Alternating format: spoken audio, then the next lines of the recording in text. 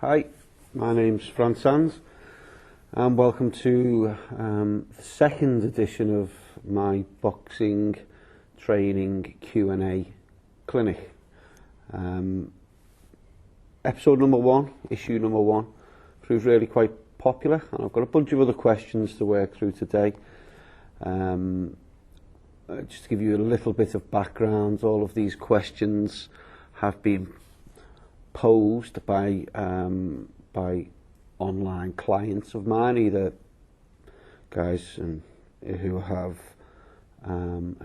have purchased the Boxing Training Foundation training system that I produce, my entry-level product, or the close range fight control training system. Right out to these guys, and I get back some really cool questions. So I've got 5 questions to work through today. Some good topics, so we'll jump straight in with question number 1. This is from Anonymous of Manitoba. It sounds like a problems page, doesn't it, that I'm running, but it's not. It's really not. It's just a cool set of questions from a cool set of people. So this is from a boxing coach. You can just tell by the way the question's put together. Scenario: amateur. Your opponent, orthodox, is a fast starter, has fast hands, throws nice long range punches, and is a pressure fighter. Moves predominantly to his left and likes to block an opponent from moving to the opponent's right. Question: best strategy to compete against this type of boxer? Now, here's the lovely thing about boxing. We could put that question to 5 different coaches and you would get 5 different types of answers. So the answer to this for me is very much a subjective and personal thing. But I'm going to have a little go anyway, and we'll see whether this hits the spot for Mr. Anonymous. The first thing I would want to do against an opponent there, so fast starters are really common in amateur boxing. Boxers absolutely fly out the traps a lot of the time. High volume punches straight from the offset. Simply because they're very short duration bouts. You've got to pack a lot in during those few rounds. Expecting that fast start and expecting the long range shots, the first thing I'd want to do is I would want my boxer to degrade the opponent's confidence in their own long range shots. Okay, so that opponent's going to come out and do the things that are most comfortable to him or her. So how would I get my boxer to degrade the opponent's confidence in their long range shots? I would be eager to have my boxer use hand defences, so blocks and fire back instantly, and then get the head out the way. So I would keep it really simple to start with. I would get my boxer to alternate feinting a jab and actually jabbing. Okay, so the feint of the jab would be followed up by a block, expecting the opponent to begin their salvo of punches. Okay, now this is about. I've done a video, I've posted down below, how to defend any combination. This is about stopping combinations, an opponent's combination at birth. So your first shot lands, you fire in a fast and hard 1-2, and then you duck because you expect your opponent to keep throwing after they've launched that first shot. They're a pressure fighter. Pressure fighters generally keep on top of you and throw lots of punches. So doing the feint, the block and the fire, and then in the next engagement leading straight off. Okay, firing 1 or 2 or 3 straight shots, 3 powerful shots, and then moving the head again, either a duck or a slip or a pivot away.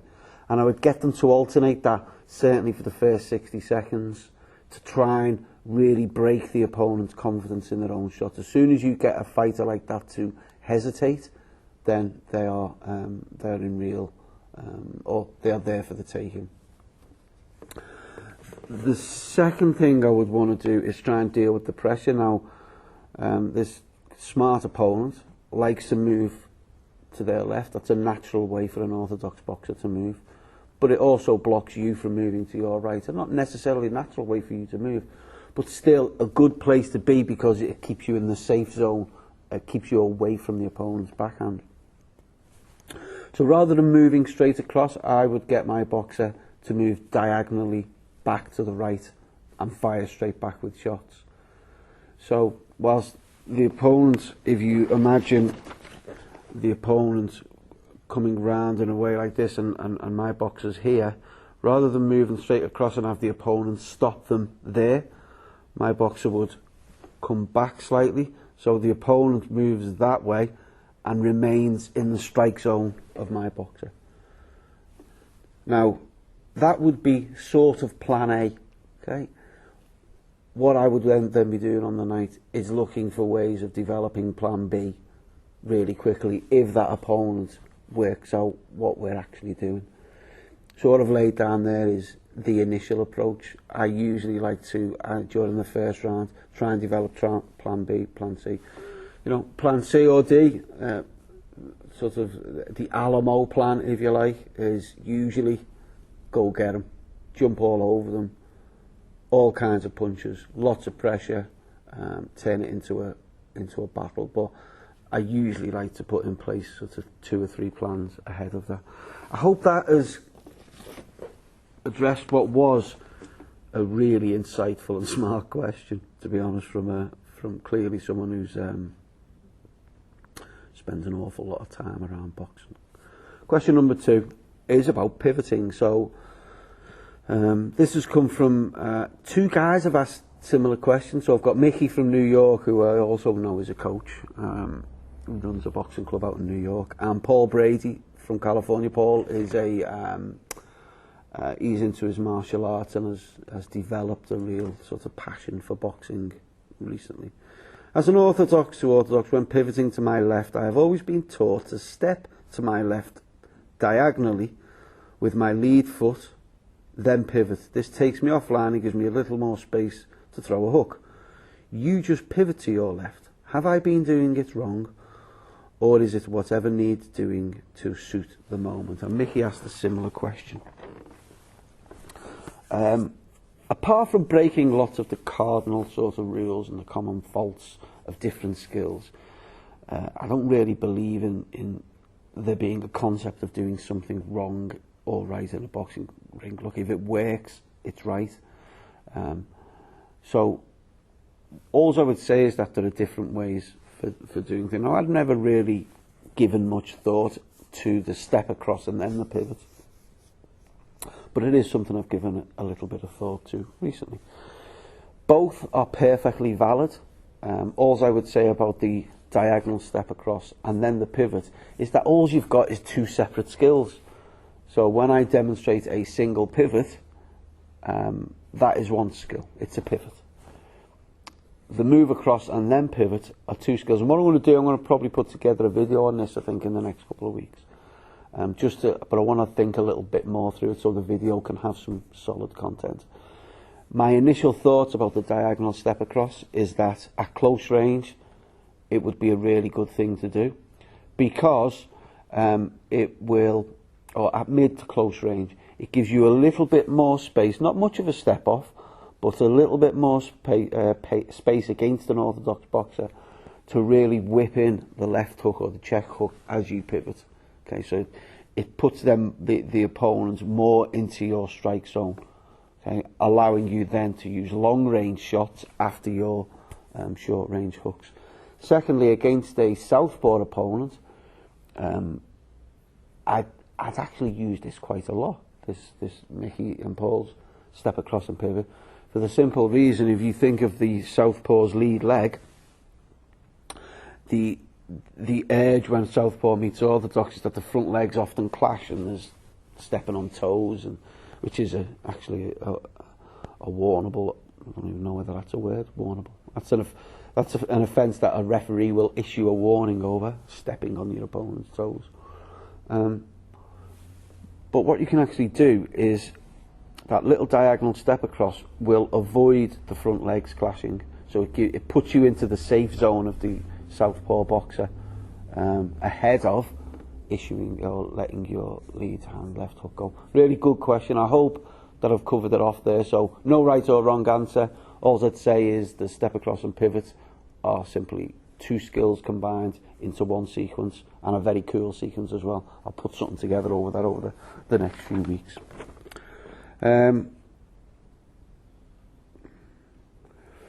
Okay, I'll take this next one. This is from Todd in the UK. I'm small for my weight category. I struggle to get in and out of range without getting tagged or ending up in a scrap. For our American watchers, a scrap over here is a fight or a battle. I try to emulate Lomachenko and Pacquiao using explosive footwork, but I find it very tiring. Any tips? Right. Yes, I've got a tip. I've got a video. I've posted the link down below, how to deal with a taller boxer. I think there's a challenge here, Todd, that you're trying to, I'll use the phrase, eat the whole whale. So you're trying to, look, explosive footwork is very tiring. There's no getting away from that. So, I don't know what your conditioning's like, so you want to think about, lots of sprints, lots of strength and conditioning work around the legs, muscle endurance. It is a tiring thing to do. Your calves burn, and generally you can tire yourself out. So conditioning of the legs, make sure your breathing and your recovery is right in the ring. So maximise breathing as you're disengaged from the opponent, and in between rounds make sure the recovery is right. So there's the physiological aspects of this, if you like. But in terms of the technical, my sense is you're trying to go from out of range to close range, and you're trying to do that in one explosive movement, so you're covering lots of ground. Look, whatever the height difference between you and any opponent, it's not going to be huge. In real terms, in terms of arm's length, you're probably talking maybe as little as a couple of inches, maybe 2 or 3 inches at most. So think about that. What you need to do is make sure you trigger the opponent to be able to just get into range, and I'd encourage you to use your explosive footwork in smaller movements, but look to maximise the volume of long range shots that you hit the opponent with. So don't think immediately about getting up close and unloading lots of hooks and uppercuts. So try and dominate that taller opponent at long range and then move into range. Okay? Lots of feints. The opponent only has a reach advantage when you allow them to. So when they lead off, when they can dominate proceedings with their longer punches. Lots of feints. Show the feint, block and step in really quickly, small step in, let long range shots go. Okay? And then pivot out of the way or side step out the way, or continue the attack and get in and unleash a few more short and medium range shots, and then disengage or stay up close. I know also, Todd, that you've got the close range fight control system. There are 5 things to look at in there about how to close the ground. So have a little look at them, drawing the opponent in, the battering ram, and there's a few others there that can help. I hope that has given you a little tip.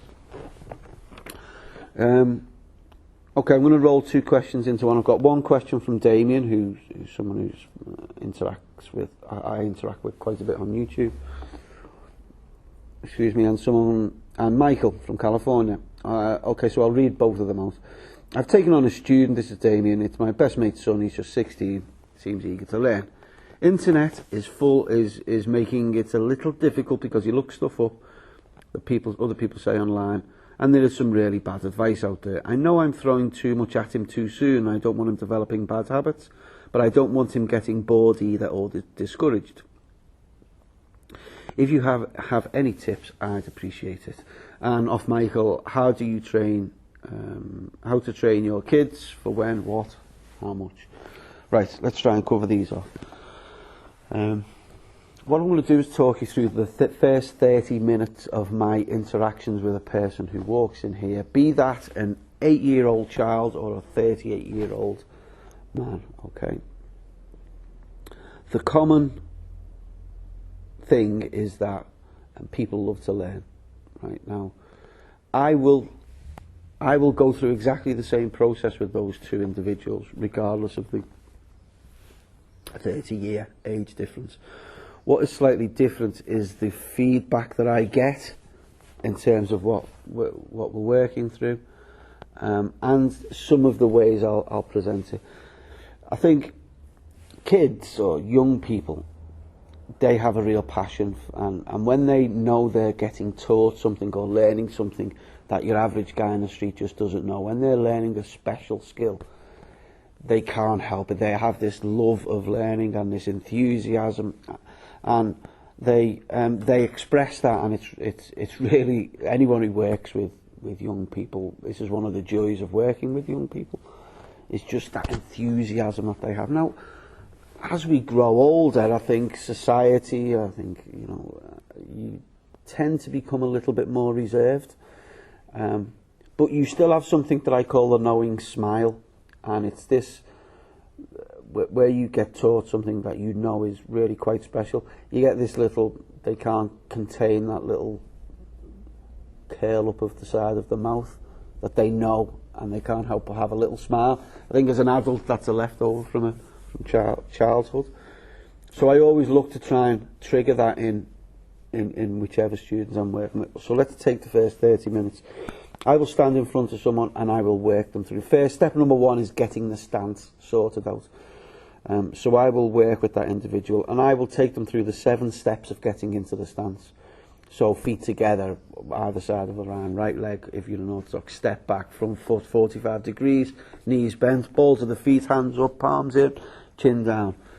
And I will get them into that stance, and then I will point out what's very relevant about that stance. I will point out that the shoulders are pointing towards the threat, the hands are up, the palms are in, the elbows are covering the ribs, the chin's down, to protect the jaw and chin area, and very importantly there's a line on the floor going from the toe on the front foot to the heel on the back foot, and I'll work through that and I'll repeat it with them, and then I'll tell them to relax, and we'll do it again, and we'll probably repeat that process, and I'll continually say this, this is the important thing, that's the important thing, and we will get in and out of the stance about 5 or 6 times in as many minutes. Okay, just repeat it, bang, bang, over and over.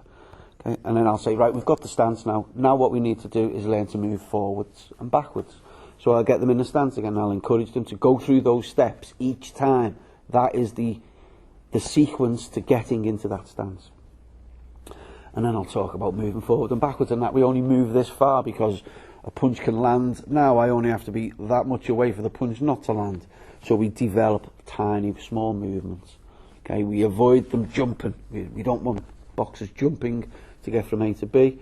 We don't want the feet coming together. We want to maintain that line on the floor. So I will always, each time they move forward or backwards, I want them to self-coach. I will always tell them to look down. How are your feet? Are your feet still in the position we had? So they start looking at themselves and they start. So this is the first part of self-correction of what we're doing. Okay, so we're heading up to sort of 9, 10, 11 minutes now. Now you're getting into the zone with a younger kid where their mind might start to wander. They've got the stance, they're moving forward and backwards, but look, they just want to start hitting stuff because that's what boxing is, and kids love, and adults, we love to hit stuff. So then what I want to do is introduce them to the first punch. So we'll use the jab, and we'll work through the jab. We'll talk about it drives from the feet, everything comes from the feet, the hips rotate. This is after getting them in the stance, and we work through a nice jab. And what I'll do, I'll stand in front of them bare hand and I'll let them get their jab sunk onto that target. Then what I'll do, I'll say, okay, now we're going to move forward. I'll say move forward, move backwards, and jab. Okay, and I'll use them 3 commands, and they'll move forward and they'll jab and they'll move back, and they'll move forward and they'll jab and they'll move back, and we'll work through that. Now we're heading up to the sort of 40, maybe 15 minutes or so. Then what I want to do is introduce them to the first body punch. So what I'll do, I'll teach them to duck. So that's just a simple duck, the most simple body movement they can throw.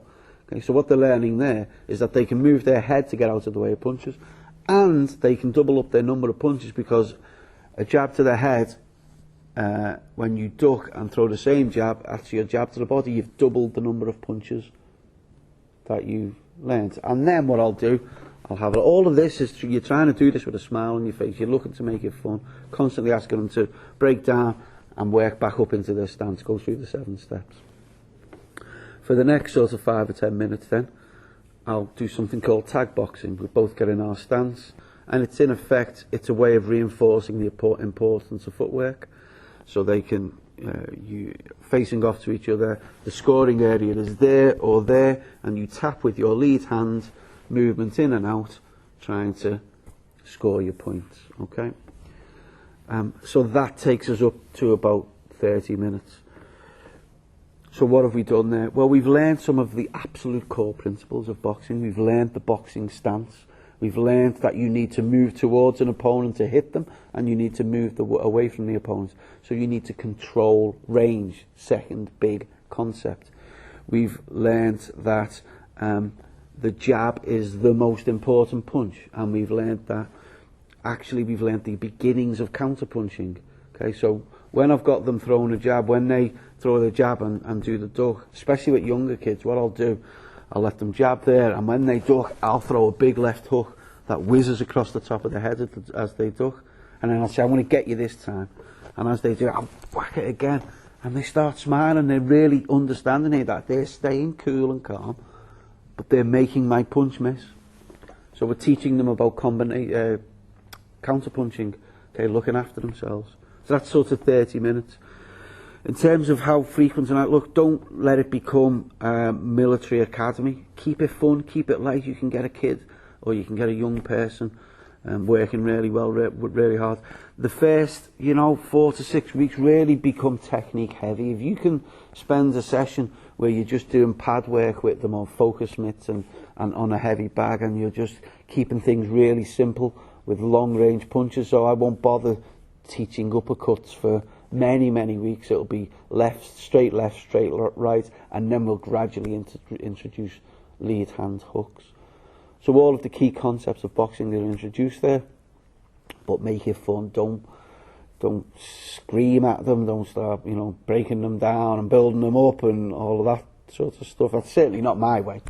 And I've done an awful lot of that type of coaching over the years in terms of taking someone who's brand new and turning them into a competing boxer. So I'll stop there. I could talk for hours on that particular subject. Really great question, and that's it. So there's sort of 5 questions. I do genuinely hope that excuse me, I've covered off some stuff in that. Even those who don't,